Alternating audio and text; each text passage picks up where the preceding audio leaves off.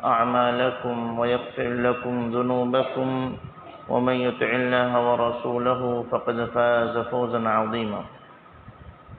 أما بعد فأعوذ بالله من الشيطان الرجيم. بسم الله الرحمن الرحيم.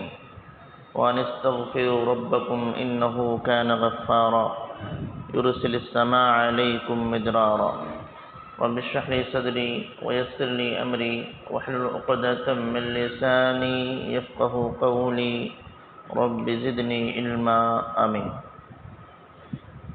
حمد و ثنا کبریائی بڑائی تعریف و توصیف اکیلے وحدہ لا شریک کے لیے. اللہ کی رحمتیں و برکتیں نازل ہوں انبیاء اکرام پر، خصوصاً آخری نبی پیارے نبی جناب محمد رسول اللہ صلی اللہ علیہ وسلم پر، صحابہ اکرام پر اور قیامت تک آنے والی مومنین پر.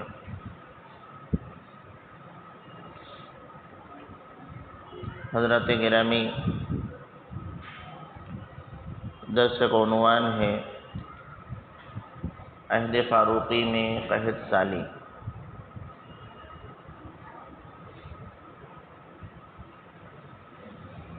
عمر فاروق اللہ تعالی عنہ کی زندگی میں آپ کے عہد خلافت میں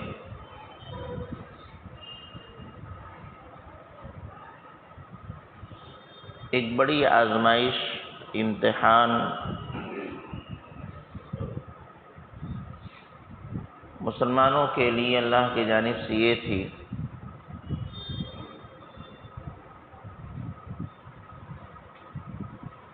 کہ 1 سال بارش نہ ہوئی، یعنی قحط سالی.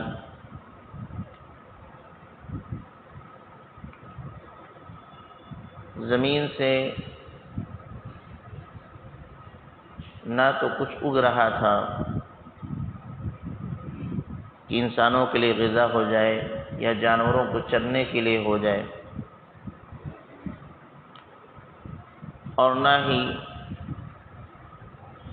پانی آسانی سے دستیاب ہو رہا تھا.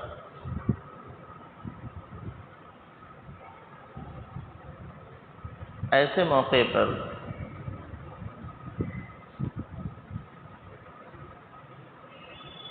حکومت کی باغ ڈور جس کے ہاتھ میں ہوتی ہے،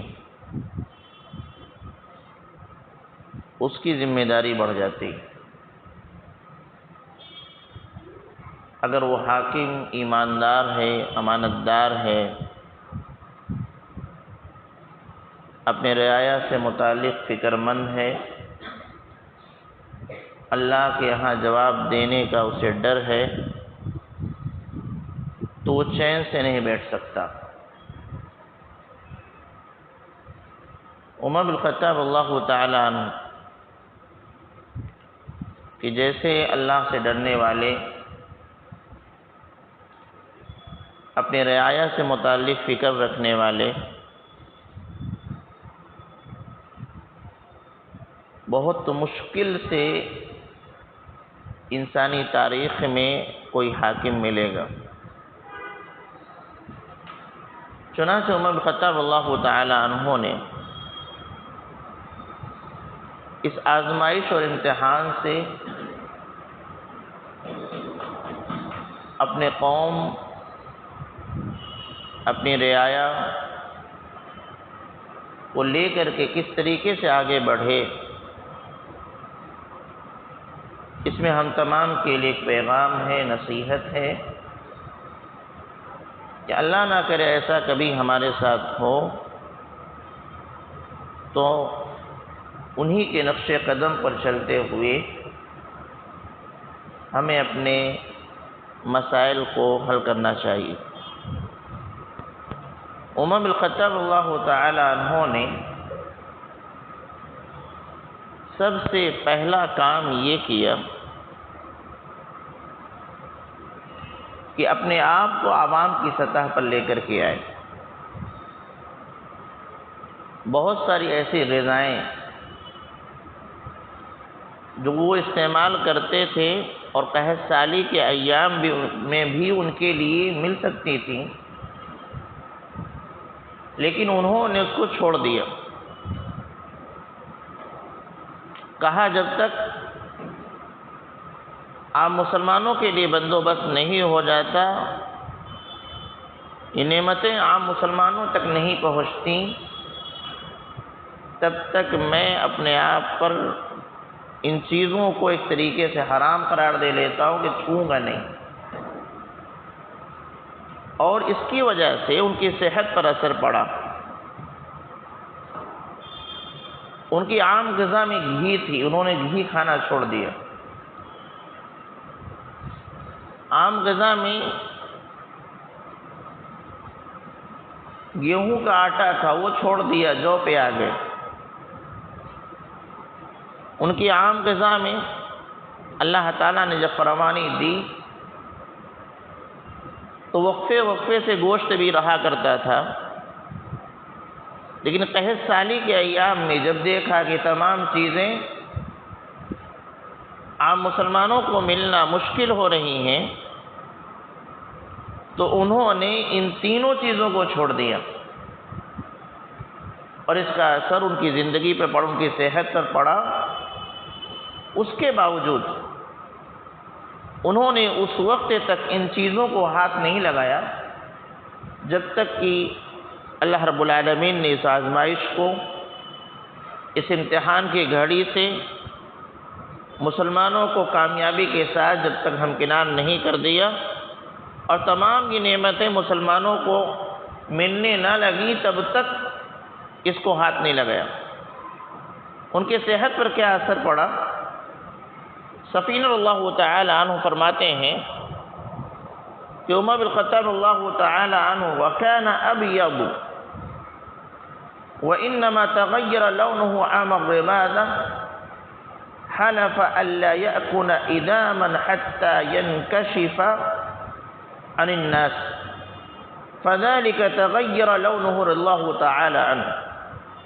فرماتے ہیں کہ عمر بن الخطاب اللہ تعالی عنہ بہت گورے تھے، سفید تھے، لیکن ان کا رنگ قحط سالی والے سال بدل گیا.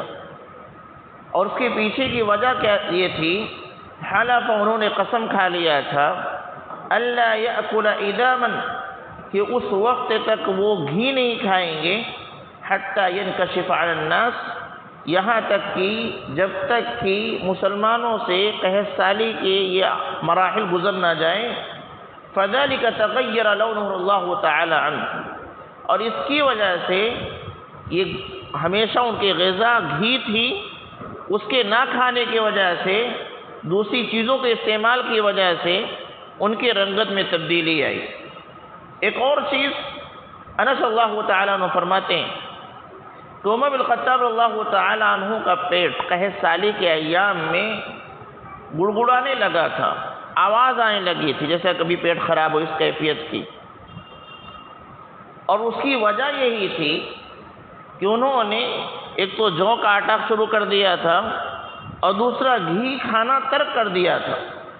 عمر بن الخطاب اللہ تعالی عنہ کو جب اپنے پیٹ کی آواز سنائی دیتی، بجنے کی آواز، گڑگڑانے کی آواز آتی، تو اپنے پیٹ سے وہ خطاب کرتے، بولتے، اپنے پیٹ پر انگلی رکھتے اور کہتے تقرقر تقرقرک انہ لیس لک عندنا غیر، تم کو گڑگڑانا ہے گڑگڑاؤ. اپنے پیٹ سے کہتے ہیں تم کو گڑگڑانا ہے گڑگڑاؤ، ہمارے پاس اس کے علاوہ کچھ نہیں، یعنی یہی تیل ہم کھائیں گے، یہی جو کا آٹا ہم کو نصیب ہوگا. حتی یحیی الناس، یہاں تک کہ لوگوں کے لیے خوشحالی آ جائے، قحط سالی کے دور سے وہ گزر جائے. تو عمر بن الخطاب اللہ تعالی عنہ کا یہ جو ان کا کردار ہے، جو انہوں نے رویہ اختیار کیا، اس پریشانی کے عالم میں اپنے آپ کو عوام کے ساتھ رکھا، عام مسلمانوں کے ساتھ رکھا. ایسا نہیں کہ ہم حاکم ہیں، جیسا کہ آج کے دور میں ہوتا ہے کہ ہم حاکم ہیں، عوام کے لیے کھانے پینے کی دقتیں ہو سکتی ہیں، پانی کی قلت ہو سکتی ہے، لیکن جو حکمراں طبقہ ہے ان کے یہاں کسی چیز کی کمی نہیں ہوتی. اور اسی وجہ سے عوام کے دکھ درد کو محسوس نہیں کر پاتے. عمر بن الخطاب رضی اللہ تعالیٰ عنہ نے آج کے یا اور اس سے پہلے جو حکمراں گزرے ہیں ان تمام لوگوں سے ایک دم ہٹ کر حاکم ہیں، تو کیا ہوا؟ جب عوام کو ملے گا تب ہم لیں گے، ورنہ نہیں لیں گے۔ اور یہ کام کون کرتا ہے؟ یہ کام کون کرتا ہے؟ یہ کام اگر آپ دیکھیں، غور کریں تو ہم کو ملے گا کہ گھروں کے جو ذمہ دار ہوتے ہیں، باپ ہے تو اپنے اولاد کو سامنے رکھتا ہے، ماں ہے اپنے اولاد کو سامنے رکھتی کہ اگر کوئی پریشانی آئی، تکلیف آئی، کھانے پینے کی دقتیں آ گئیں تو پہلے خود نہیں کھاتا، پہلے خود نہیں کھاتا جب تک کہ اولاد کو نہ مل جائے، پہلے خود نہیں کھاتا جب تک کہ ان کے ماتحت جو لوگ ہیں ان کو نہ مل جائے۔ وہ یہ سوچتے ہیں کہ پہلے ان کا حق بنتا ہے۔ اس سے ہم ایک چیز آپ کے سامنے رکھنا چاہتے ہیں، وہ یہ ہے کہ عمر بن الخطاب رضی اللہ تعالیٰ عنہ اپنی پوری حکومت کو، پوری رعایا کو ایک ملک کے اعتبار سے نہیں دیکھتے تھے، حاکم اور رعایا کے اعتبار سے نہیں دیکھتے تھے، بلکہ وہ اس کو اپنے گھر کے مانند دیکھا کرتے تھے کہ میں ایک گھر کا ذمہ دار ہوں اور یہ ہماری عوام ہے، یہ ہمارے گھر کے افراد ہیں، لہذا ان کے مسائل ہمارے مسائل ہیں، ان کا درد ہمارا درد ہے، لہذا جب تک ان کو درد ہے اس درد میں ہم شامل ہیں، جب یہ خوش رہیں گے تب ہم خوش رہیں گے، ورنہ ہم کو خوشی نہیں چاہیے۔ یہ عمر بن الخطاب رضی اللہ تعالی عنہ کا کردار تھا یا اپنے عوام کے ساتھ سلوک تھا۔ اسی لیے آپ دیکھیں کہ عمر بن الخطاب رضی اللہ تعالی عنہ سے ان کی عوام، عام مسلمان جو ان کی رعایا تھی، حد درجہ محبت کیا کرتی تھی۔ کیوں؟ اس وجہ سے کہ عمر بن الخطاب رضی اللہ تعالی عنہ جہاں سختی کرنا تھا سختی بھی کرتے تھے، جہاں نرمی کرنا تھا نرمی بھی کرتے تھے۔ ان سختی نرمی کے باوجود عوام ان سے جڑی ہوئی تھی۔ وجہ یہ ہے کہ عمر بن الخطاب رضی اللہ تعالی عنہ ان کے دکھ درد میں شریک تھے، ان کے ساتھ جڑے ہوئے تھے۔ یہ اگر کسی کے اندر آ گئی وہ کامیاب ہو سکتا ہے، ایک کامیاب قائد ہو سکتا ہے، ایک کامیاب لیڈر ہو سکتا ہے۔ یہاں سے پیغام ہمارے اور آپ کے لیے ہے کہ اگر ہم کسی بھی معاملے میں ذمہ دار بنائے گئے، کسی بھی معاملے میں ہم کو ذمہ دار بنایا گیا ہے، گھر کی حالت، گھر کے اعتبار سے گھر کے ذمہ دار بنائے گئے ہیں، باہر نکلتے ہیں کسی سوسائٹی کا ہم کو ذمہ دار بنا دیا گیا، کسی تنظیم کا ہم کو ذمہ دار بنا دیا گیا، کسی مدرسے کا بنا دیا گیا، کسی اسکول کو بنایا گیا، کسی مسجد کا بنا دیا گیا، یعنی کہیں بھی ہم کو اگر ذمہ دار بنایا گیا ہے اور ہمارے ماتحت چند لوگ ہیں یا ہزاروں لوگ ہیں، تو ایسی صورت میں ایک کامیاب لیڈر ہم کو بننا ہے، ایسا لیڈر جس سے لوگ محبت کریں، تو اس کے لیے یہ طریقہ اپنانا پڑے گا جو عمر بن الخطاب رضی اللہ تعالی عنہ نے اپنایا کہ دکھ درد میں ان کے ساتھ ہیں، خوشی میں ان کے ساتھ ہیں۔ ایسا نہیں کہ ہمارا تو معاملہ پورا ہو رہا ہے، ہمارا پیٹ بھر رہا ہے، ہم اس میں کیوں کمی کریں، معاملہ وہاں ہے وہ جانے، ایسا نہیں تھا۔ اور آج بھی یہی معاملہ ہے کہ آپ دیکھیں جو لیڈران ہمارے ہیں، اگر ان میں سے کوئی بھی لیڈر 25% بھی اپنے عوام کے دکھ درد میں شریک ہوتا ہے، ان کی عوام ان کے ساتھ، دنیا ادھر سے ادھر ہو جائے لیکن وہ عوام ان کو چھوڑنے والی نہیں۔ کیوں؟ وہ لیڈر ان کے درمیان رہتا ہے، وہ لیڈر ان کے دکھ درد میں شریک ہوتا ہے۔ تو عمر بن الخطاب رضی اللہ تعالی عنہ نے اپنی عوام کو عوام نہیں سمجھا تھا، حاکم اور رعایا نہیں سمجھا تھا، بلکہ اس کو فیملی کے طریقے، فیملی ممبران کے اعتبار سے لیا تھا کہ اس فیملی کے ہم ذمہ دار بنائے گئے ہیں، بقیہ جتنے مسلمان ہیں یہ ہمارے فیملی کے ممبر ہیں، ان کے دکھ ہمارا دکھ ہے، ان کا سکھ ہمارا سکھ ہے۔ اس لیے انہوں نے یہ کام کیا۔ جب قحط سالی کی مصیبت پریشانی آئی، آزمائش آئی، جہاں لوگ پریشان ہوئے، وہاں عمر بن الخطاب رضی اللہ تعالی عنہ نے اپنے آپ کو بھی اسی دکھ درد میں رکھا۔ ایسی مثال بڑی مشکل سے ملے گی، اور خود ہی نہیں، اپنے گھر کے اندر یہی قانون نافذ کر دیا کہ ہم اس وقت تک گوشت نہیں کھائیں گے جب تک کہ ہمارے عوام کو، عام مسلمانوں کو نہ ملنے لگے۔ چنانچہ آپ کے آزاد کردہ غلام اسلم ہیں، فرماتے ہیں کہ ایک مرتبہ ہم لوگ بیٹھے، قحط سالی کا ایام میں ہم لوگ بیٹھے ہوئے ہیں، اور اسی درمیان گوشت بھننے کی خوشبو آنے لگی، ایسا لگتا ہے کہ گوشت پک رہا ہے، اس کی خوشبو آنے لگی۔ عمر بن الخطاب اللہ تعالیٰ عنہ سوچنے لگے کہ یہ خوشبو کہاں سے، کم از کم ہمارے گھر سے تو نہیں ہو سکتی۔ لیکن جب وہ مسلسل آتی رہی تو اپنے آزاد کردہ غلام اسلم رحمہ اللہ کو آپ نے بھیجا کہ جا کے دیکھیے معاملہ کیا ہے۔ وہ اندر گئے، قریب کے دوسرے گھر کی طرف گئے تو وہاں دیکھا کہ عمر بن الخطاب اللہ تعالی عنہ کے ایک لڑکے ہیں عبید اللہ ابن عمر، ایک عبداللہ ابن عمر ہیں، ایک عبید اللہ ابن عمر، وہ بھی صحابی، وہ گوشت بھون رہے تھے۔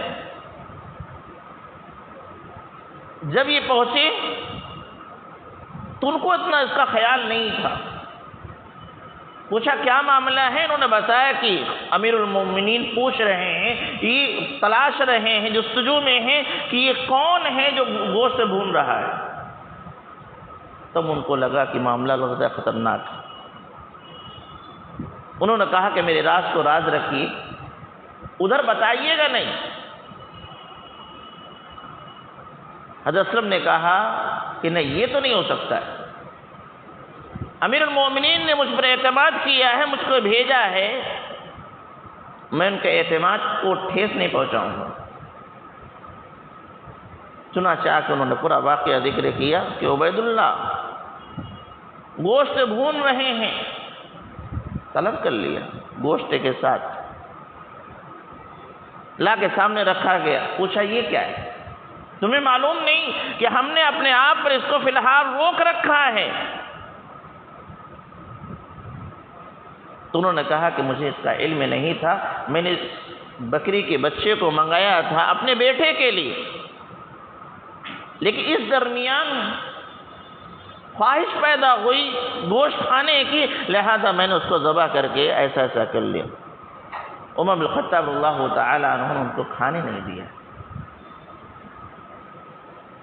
یہ مثالیں ہیں کہ آپ کون ہو، کیا درجہ ہے، کس سے رشتہ ہے، وہ الگ ہے، لیکن جب عوامی مسائل ہیں سب برابر ہو جائیں گے۔ امیر المومنین کے گھر کے ہوں یا گھر کے باہر، تمام لوگ برابر ہیں۔ عمر بن الخطاب اللہ تعالی عنہ نے یہ مثال پیش کر دی، اور اس کے بعد ایک اچھا ماحول اس سوسائٹی کے اندر، اس سماج کے اندر بنا۔ اور جب لوگوں کو پتا چلا کہ امیر المومنین نے اپنے بیٹے کو روک دیا ہے، اور روکنے کی وجہ ہم ہیں کہ ہمیں نہیں مل رہا ہے اس لیے ان کو روکا ہے، تو عوام ظاہر سی بات ہے ایسے قائد، ایسے لیڈر سے زیادہ محبت کرنے لگتی کہ ہمارے لیے تمام چیزیں ہو رہی ہیں۔ یہاں بھی ہم دیکھتے ہیں کہ آج کے لیڈران یا پہلے کے بھی لیڈران اپنے گھر خاندان کو الگ رکھتے ہیں، عوامی معاملات سے الگ رکھتے ہیں، ان کو خصوصی رعایت دی جاتی، لیکن عمر بن الخطاب اللہ تعالی عنہ نہ خود کے لیے خصوصی رعایت لی اس مصیبت اور پریشانی کے وقت، اور نہ ہی اپنے گھر والوں کے لیے کوئی خاص انتظام کرایا، جو ہے سب برابر۔ بہرحال یہ پہلا معاملہ تو ان کا تھا کہ قحط سالی کے وقت انہوں نے اپنے عوام کے ساتھ کس طریقے سے اظہار یکجہتی کی کہ ہم تمہارے ساتھ ہیں، یعنی جو غذائیں عوام کو نہیں مل رہی وہ غذائیں ہم استعمال نہیں کریں گے۔ دوسری بات، اس معاملے کو حل کیسے کیا جائے، یہ آزمائش ہے، تو اس کے لیے سب سے اہم چیز قرآن کریم میں کئی جگہ یہ بات آئی ہے کہ اگر بارش نہیں ہو رہی ہے استغفار کیجیے، مغفرت طلب کیجیے، معافی مانگیے، توبہ کیجیے۔ عمر بن الخطاب اللہ تعالی عنہ نے اسی کو لازم پکڑ لیا کہ قحط سالی کی ان ایام میں کثرت سے استغفار کیا جائے، توبہ کیا جائے، گناہوں کی معافی مانگی جائے۔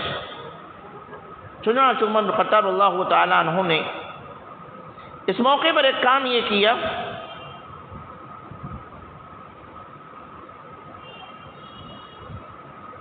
جو بھی بیت المال میں خزانہ تھا وہ پورا خزانہ، چاہے اونٹ کی شکل میں ہو، اناج کی شکل میں ہو، یا کپڑے کی شکل میں ہو، سب لوگوں میں بانٹ دیا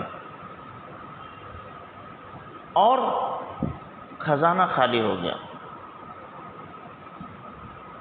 اور ہم اور آپ جانتے ہیں کہ اس کائنات کو چلانے والی ذات اللہ کی ہے، رب العالمین ہوا۔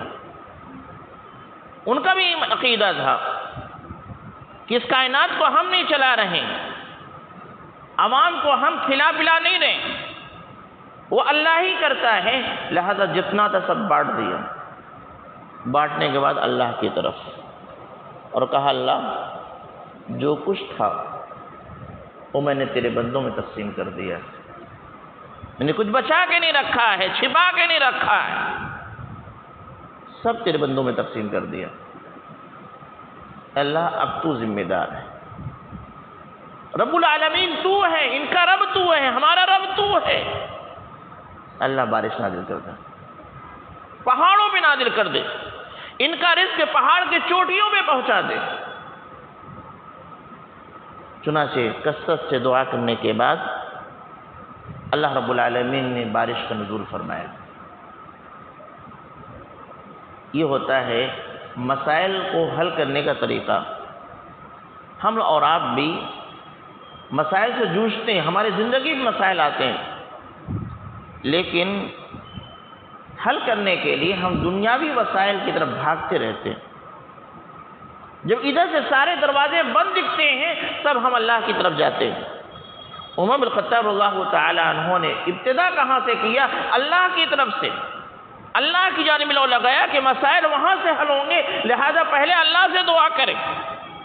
اور اس اعتبار سے انہوں نے اللہ سے دعا کی اور اللہ سے کہا کہ اللہ جو کچھ تھا میں نے تیرے بندوں میں تقسیم کر دیا ہے، اب تو ان کا رزق پہاڑ کی چوٹیوں پہ نازل فرما دے، وادیوں میں نازل فرما دے۔ اشارہ تھا کہ بارش کا جب نزول ہوگا تو پہاڑ کی چوٹیوں پر، وادیوں میں پانی بھی اکٹھا ہوگا اور گھاس پھوس بھی ہوگیں گے۔ اور یہ عرب کے لوگ ہیں، بکریاں چلاتے ہیں، اونٹ چراتے ہیں، اور جب جا کے چرائیں گے، جب جانور کا پیٹ بھرے گا اور ان کے تھن سے دودھ نکلے گا، جانوروں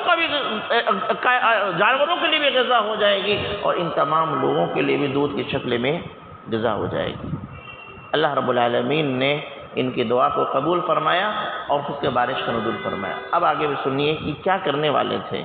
جب بارش نزول ہوا، اللہ رب العالمین نے جب بارش نازل کر دیا بہت خوش ہوئے، اور اس کے بعد کہا الحمدللہ، تمام تعریف اس اللہ کی، فواللہ لو ان اللہ لم یفرجها ما ترکت اہل بیت من المسلمین، اللہ کی قسم اگر اللہ رب العالمین اس پریشانی کو نہ ختم کرتا تو یہ جو فقراء ہیں، مساکین ہیں، جن کے پاس کھانے کا کچھ بھی نہیں بچا، ان کو ہم مسلمانوں میں سے ان گھرانوں پر، جن گھرانوں میں ابھی بندوبست ہے، جو مالدار ہیں، جو صاحب حیثیت ہیں، ان فقراء و مساکین کو میں ان گھروں پہ بانٹ دیتا۔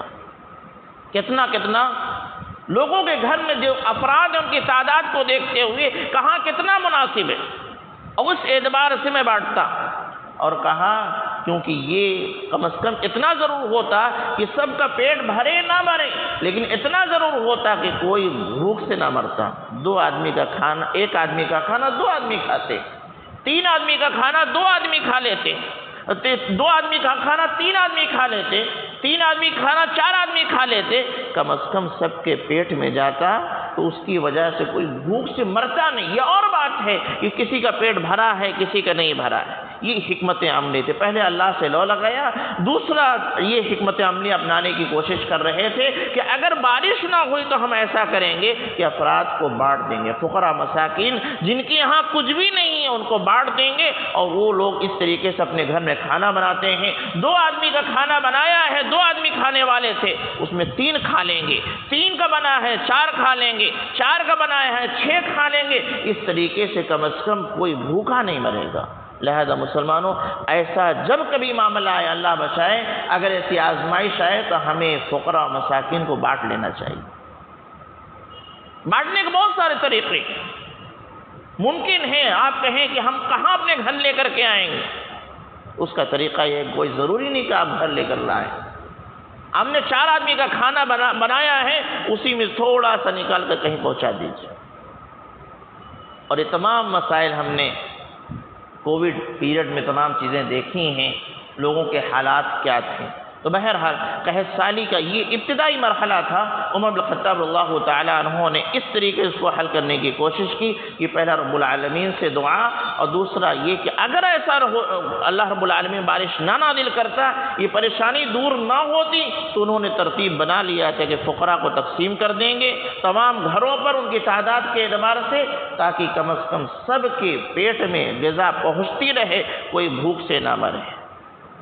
اس کے بعد تیسرا ان کا پلان تھا، اور اس کو انہوں نے اپنایا بھی تھا، یہ قحط سالی کے ختم ہونے کے بعد فوراً خوشحالی تو نہیں آ جاتی، بارش ہونے کے بعد فوراً لوگوں کے یہاں غذائیں تو نہیں پہنچنے لگتی، ٹائم لگتا ہے اگنے میں۔